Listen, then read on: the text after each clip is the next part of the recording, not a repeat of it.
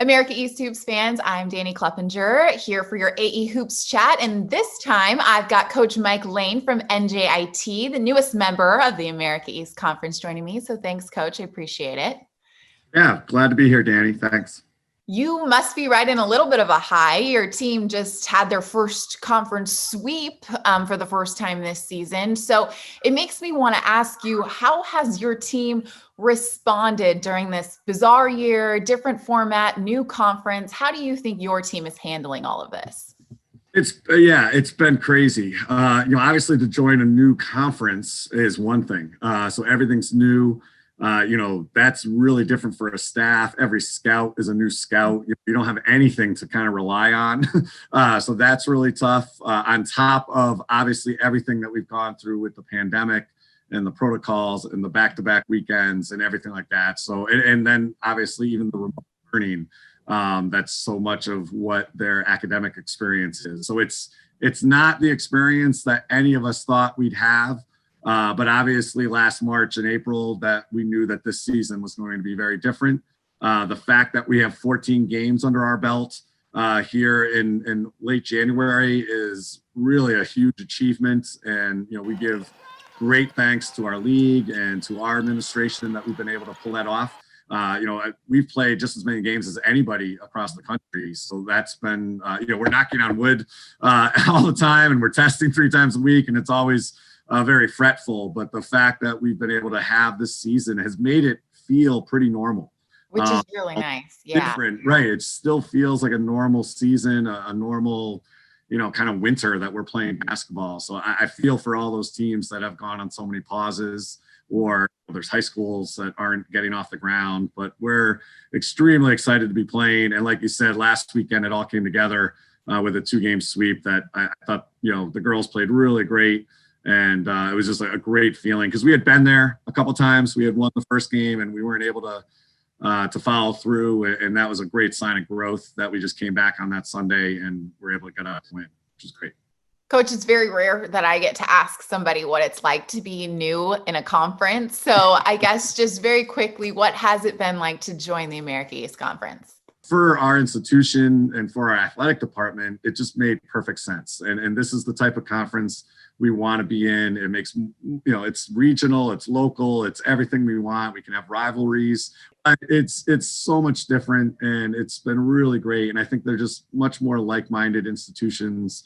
But on the basketball side, it has been difficult. We did play Binghamton last year. We played Hartford last year. We did play Vermont in our out-of-conference schedule. So we had, we knew a little bit about those 3, but everything else is just brand new. And that can be really daunting, especially when you get these 2 games back to back. You might get that one game in early January, and then you're going to get them in February again. And you can kind of, okay, but now it's like you're getting them in 48 hours and you're getting them, and that's the last time you're going to see them. And that can be pretty difficult, but everybody's got that issue, and we're just figuring it out as we go. Well, you guys are new to the rest of the conference too. And I think they're all getting very stunned by how good your defense is. You're 18th nationally in holding opponents to 33% shooting. Tough to shoot against a defense that's all over you. So how has defense been an identity for your team? I don't consider myself a defensive coach. I think I preach offense just as much as I preach defense. And it's been a really great thing to see our girls, really embrace that part of the game. And I think it's our depth that most does it. We are playing 11, 12 kids. I think 11 kids are averaging double-digit minutes. So I think when you know that, hey, you can get a blow here sooner or later, that you can get out there, you can deny, you can box out every possession. Some of these things that you have to do every possession, that if you're playing 3-4 kids 35, 36, 37 minutes, they might not do that because they're just physically unable to do it and to keep that pace. So it's really been our depth that's allowed us to do that. And I think just our commitment, and I think our girls, we get really smart kids here at NJIT. And so we use that, we give them some really good scouting reports that my staff is able to put together. And I think those are the type of little nuggets that our girls really like to, kind of, that's the challenge to them. Like, okay, I'm not going to let this girl get that shot. That's the one she likes. And I think our girls have done a great job of doing that and preparing for the games the right way. Well, there's no better example than Litwinko, Rookie of the Week 3 times already this season, full-time starter as a freshman, leading the team in rebounds, assists. How much she's meaning to their team. So why don't you share with us just what that contribution has been like from such a young player? Yeah, it's unbelievable. And I think sometimes we say it's almost so new to her that she doesn't know what she's doing, which is the great thing. Right. She's earned her awards and she's really embracing them and she appreciates them. But she's such a hard worker. She's always trying to get better. She's a freshman point guard. So I'm in her a lot. Coach Watson, her position coach, and Coach Mitchell, our other guard coach. I mean, we're really training her up and trying to get her better every day. And that's what she wants. And so it's just really great to have a player like this that's getting so much, recognition and she wants to get better every day. She just wants to get in the gym. She wants to practice. But that's such an important position. And to do it as a freshman in a league that we're new in, that, we don't really know all these opponents as much as maybe we'd like to. And she's just battling. And that's what Lizzie does. She's just a battler.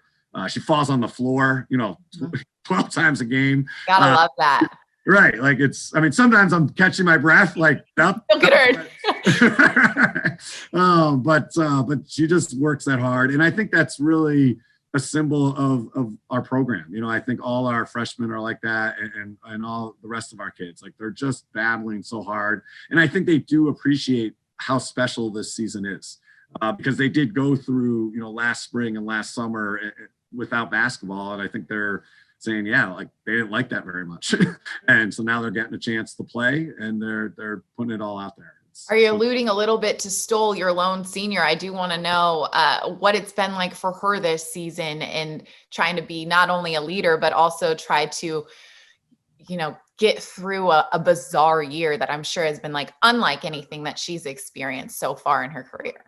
Absolutely. And so hard to do when you're the only senior. I should say that Maddie Martin is another really important person in our program. And Maddie would be the point guard there if Lizzie, sharing the duties with Lizzie if she were healthy.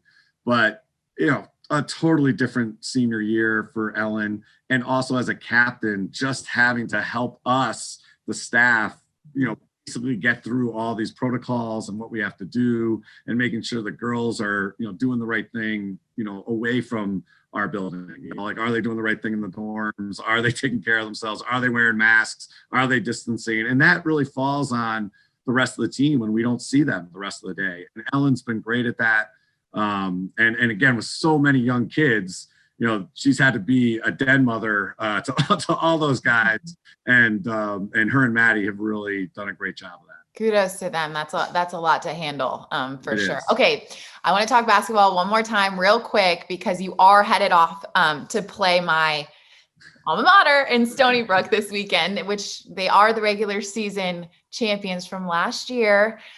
They too have a chip on their shoulder just because of how last year ended. So, what kind of test are the Seawolves going to be for you this weekend? Big one. They are very good. Obviously, they had a historic year last year, and they just really retooled their roster. 4 newcomers, transfers that are all in their top 6 or 7. Really physical team, a really good defensive team themselves. They're holding people to, I think, the least amount of points in the league.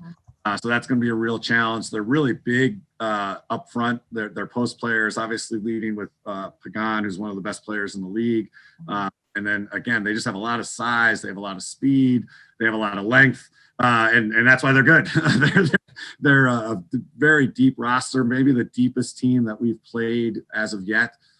So it's going to be a real challenge. We went up to Maine, which is obviously another great program. And we didn't, we weren't very satisfied with how we stacked up against them. So I hope that we'll be brimming with a little bit more confidence coming out of that Hartford series and that we can really give Stony Brook a better challenge than we gave Maine. But it's going to be a tough test. And this is, as a competitor and as a coach, these are the matchups you want. This is where you can really measure yourself. And so our kids have to be ready, obviously, and I think we will be.